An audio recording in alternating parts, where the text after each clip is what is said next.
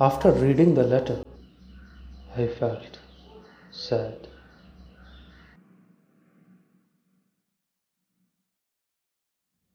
I folded the letter again and slipped it carefully back into its envelope. I kept awake all night. By morning, I knew what I had to do. I drove into Bridgeport, just a few miles away.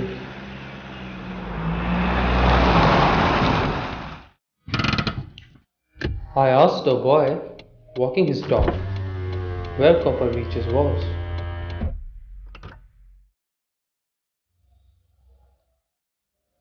House number 12 turned out to be nothing but a burned out shell, the roof gaping, the windows boarded up. I knocked at the house next door and asked if anyone knew the whereabouts of a Mrs. Macpherson. Hello,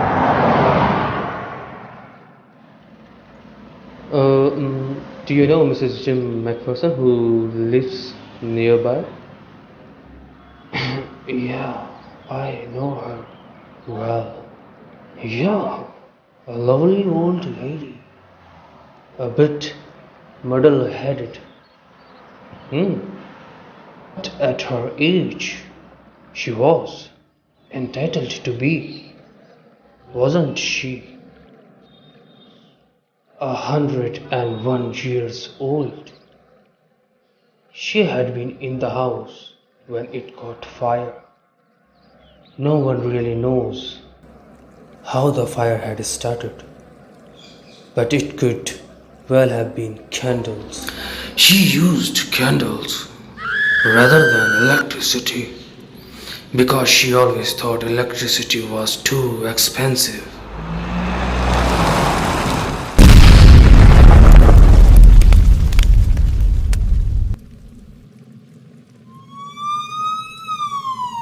The firemen had got her out just in time.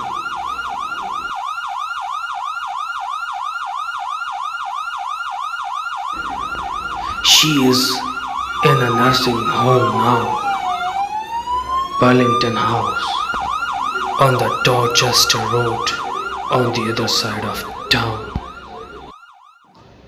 I found Burlington House nursing home easily enough. Hello, good morning. I'm here to see Mrs. Jim Macpherson. I'm her friend. I have brought her a Christmas present. May I see her? Hello, I'm glad that somebody has finally come to meet her. Would you like to have a mince pie? Thank you. Mrs. Macpherson is not in with the others.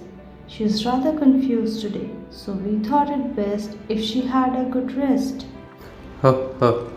Merry Christmas. Merry Christmas, Santa. She took me to her.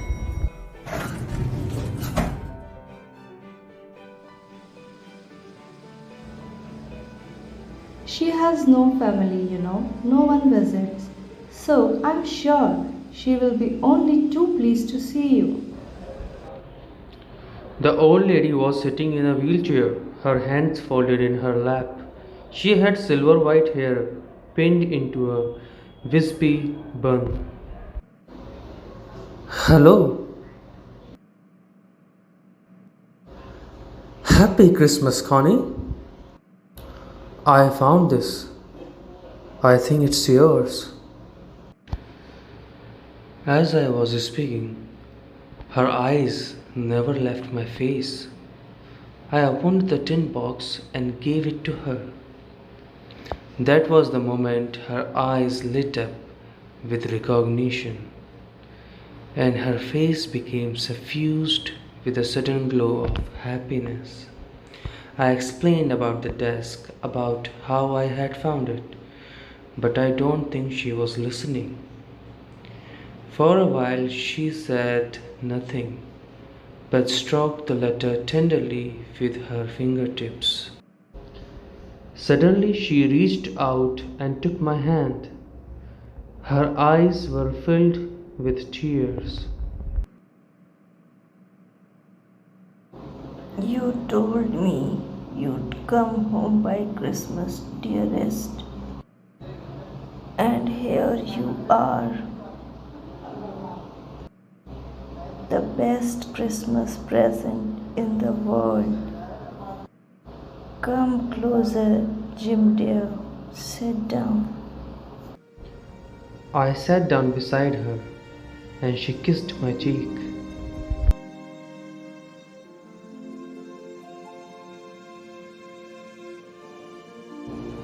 I read your letters so often, Jim, every day. I wanted to hear your voice in my head. It always made me feel you were with me. And now you are. Now you're back, you can read it to me yourself.